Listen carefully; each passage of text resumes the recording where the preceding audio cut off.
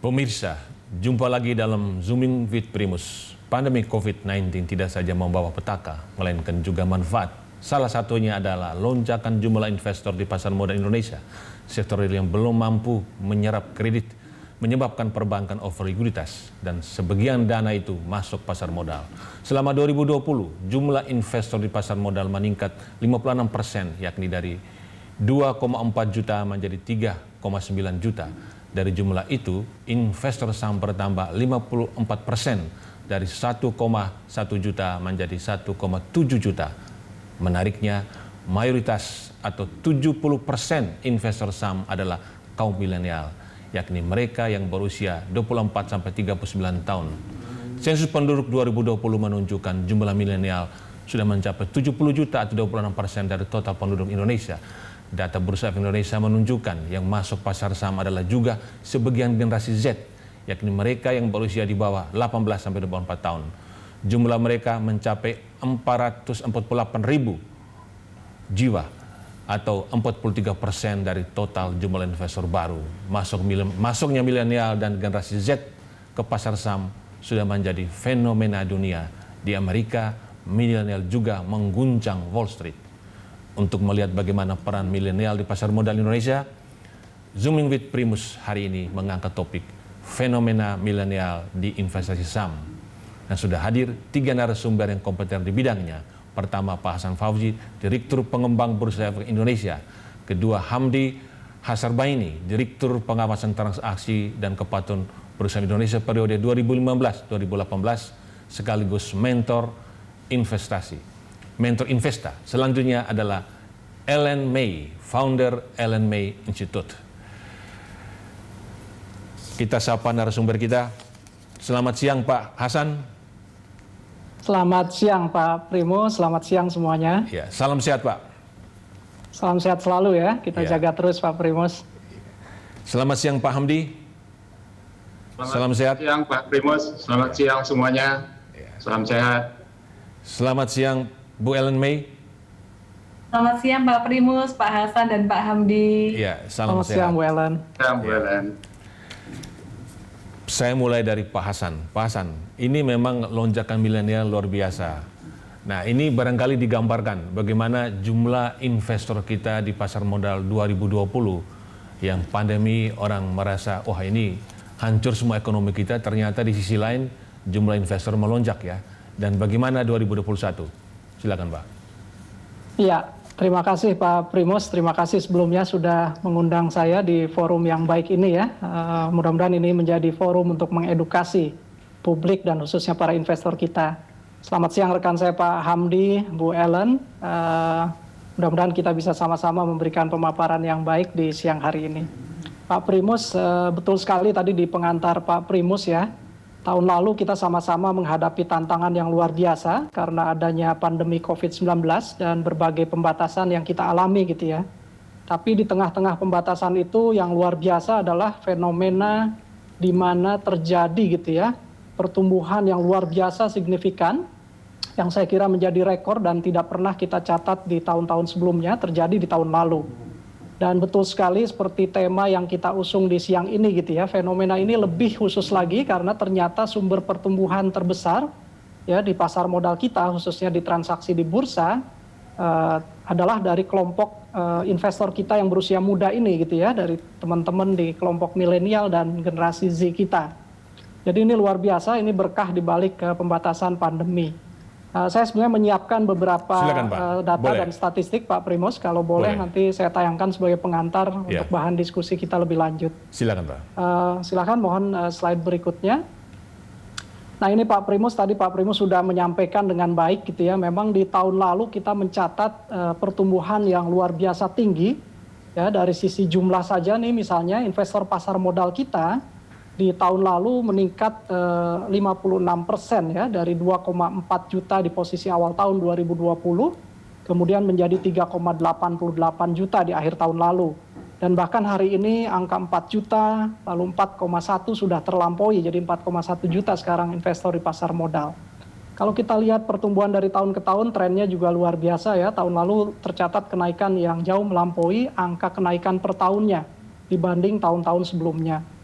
Demikian juga untuk investor saham kita, naik yang juga sekitar 53-54% ya, dari 1,1 juta di awal tahun lalu menjadi 1,7 juta di akhir tahun. Dan peningkatan tahun lalu bahkan lebih impresif lagi untuk sektor saham ini, di mana dari sisi jumlah investor kita naik melampaui 2 kalinya gitu ya, kenaikan per tahunnya. Dan ini merupakan rekor yang tidak pernah terjadi sepanjang sejarah pasar modal kita. Nah berikutnya, nah ini kalau kita lihat ada juga yang menarik, yaitu di mana sebetulnya dari sisi jumlah meningkat tajam, nah dan dari sisi kualitas aktivitas transaksi, kita catat juga luar biasa ini. Terjadi loncatan aktivitas transaksi yang datang dari segmen investor domestik individu atau retail kita, yang juga angkanya tercatat menjadi paling tinggi sepanjang sejarah. Jadi dari rata-rata nilai transaksi harian di tahun lalu yang melampaui angka tahun-tahun sebelumnya, yaitu di 9,21 triliun rupiah, 48,4%, jadi hampir separuhnya, ini datang dari aktivitas transaksi para investor retail kita. Ya, sementara sisanya sekitar 50-an% terbagi, 20,5% itu dari investor domestik institusi dan 31,1%-nya dari investor asing. Nah, kalau kita perhatikan investor domestik bahkan tahun lalu berarti sudah hampir mencatat 70% gitu ya, porsi transaksi harian dibanding investor asingnya. Nah, Bapak Ibu sekalian, jadi kalau kita lihat nih Pak Primus, kita perhatikan betul-betul nih sekarang investor retail ini menjadi sumber pertumbuhan di pasar modal kita, ya, di mana angka dominasinya terkonfirmasi dari tahun ke tahun terus menunjukkan pertumbuhan.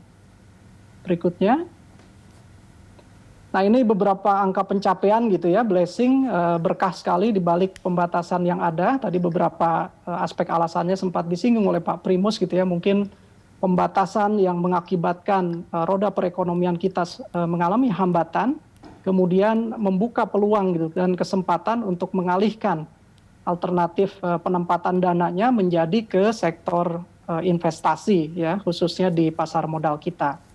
Inilah berbagai rekor yang kita bisa raih gitu ya, dari sisi jumlah maupun angka aktivitas luar biasa ini.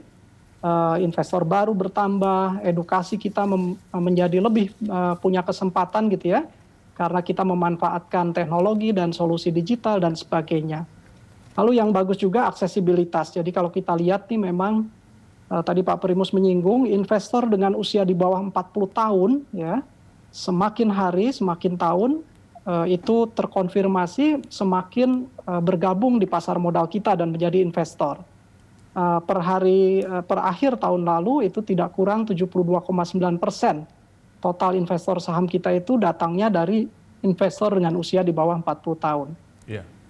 Lalu shifting juga nih demografi kita ya, ternyata tidak terus didominasi oleh investor dari Pulau Jawa saja, tapi 2-3 tahun ini angka 80% dominasi investor di Pulau Jawa sedikit demi sedikit kemudian bergeser gitu ya. Sekarang di posisi akhir tahun sudah tinggal 71% investor di Pulau Jawa. Sisanya pertumbuhannya diperoleh oleh investor lain di luar Pulau Jawa. Ya. Berikutnya. Baik Pak Hasan. Baik Pak. Nah ini mungkin yang terakhir, jadi yang milenial nih Pak Primus. Betul sekali. Jadi sekarang dominasi investor milenial kita yang usianya di bawah 25 tahun itu menjadi investor yang pertumbuhannya paling tinggi. Kemudian diikuti berikutnya oleh usia berikutnya di bawah 30 dan seterusnya di bawah 40. Lalu investor berusia di atas 41 tahun itu kita catat sekalipun masih bertumbuh, tapi pertumbuhannya tidak secepat investor berusia muda. Mungkin itu sebagai pengantar ya. Pak Primus. Yang di bawah 24 tahun berarti generasi Z ya. Itu bertumbuh berapa persen Pak Hasan?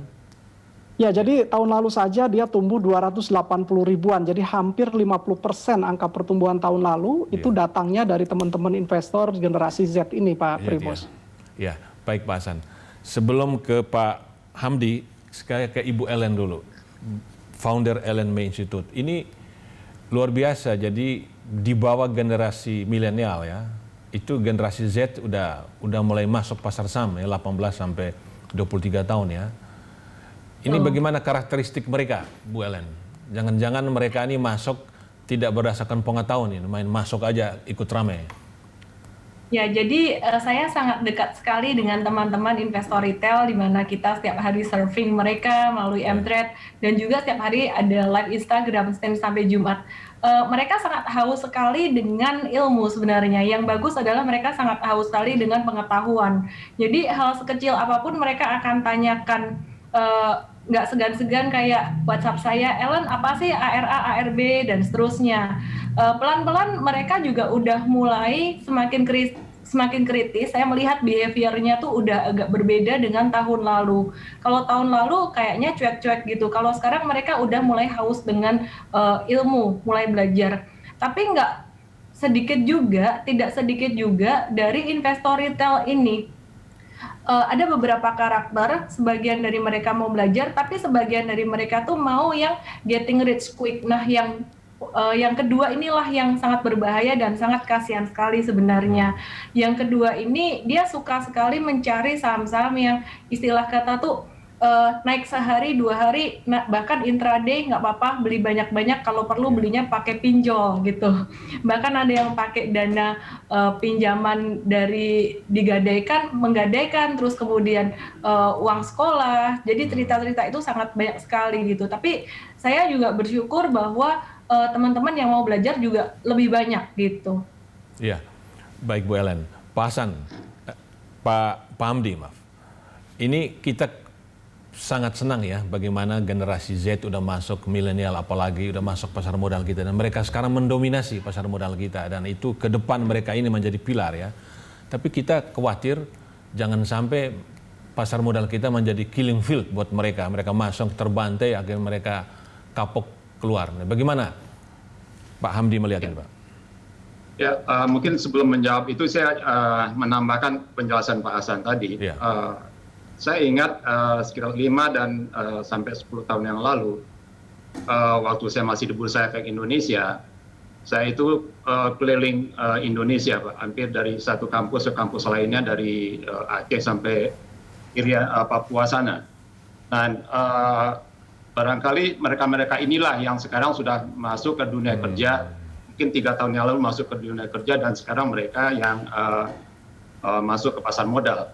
Jadi ini memang buah dari kerja beberapa tahun yang 5 sampai 10 tahun yang lalu yang sekarang sudah masuk dunia kerja. Mereka inilah yang sekarang mendominasi penambahan investor. Nah, tapi memang seperti tadi Ellen sampaikan bahwa banyak di antara investor pemula ini yang ingin cepat kaya, gitu. Dan mereka tanpa dibekali dengan pemahaman yang cukup, langsung masuk ke pasar modal dengan apalagi dengan adanya pom-pom yang sekarang beredar di sosial media. Banyak pom-pom yang mempengaruhi mereka sehingga mereka tanpa sadar ikut terpengaruh. Kebetulan saya tanggal 2 Februari kemarin ada tulisan saya di Investor Daily. Itu memang menyoroti fenomena yang sekarang belakangan ini muncul, Primus. Jadi saya lihat memang banyak yang masuk tanpa dibekali lebih dulu dengan informasi yang cukup mengenai pasar modal. Bagaimana seharusnya mereka berinvestasi. Ya. Demikian, Pak. Ya. Pemirsa, dalam beberapa bulan terakhir ini, Bursa Amerika, Wall Street diguncangkan oleh kasus GameStop. Itu sebuah saham ya, emiten yang bisnisnya adalah penjualan barang-barang untuk permainan game. Nah, itu listed di bursa New York. Kemudian ada hedge fund yang mempermainkan saham ini sehingga harganya jatuh. Dan ternyata pendukung dari GameStop ini besar sekali, yaitu para gamers. Nah, mereka tergabung dalam Reddit ya, yaitu sebuah media sosial ya. Bergabung dan jumlah mereka besar sampai 3 jutaan, dan mereka ini mengerek kembali harga saham GameStop sampai 1.500. Nah, apakah ini terjadi juga di Bursa Efek Indonesia? Jangan kemana-mana, kami segera kembali.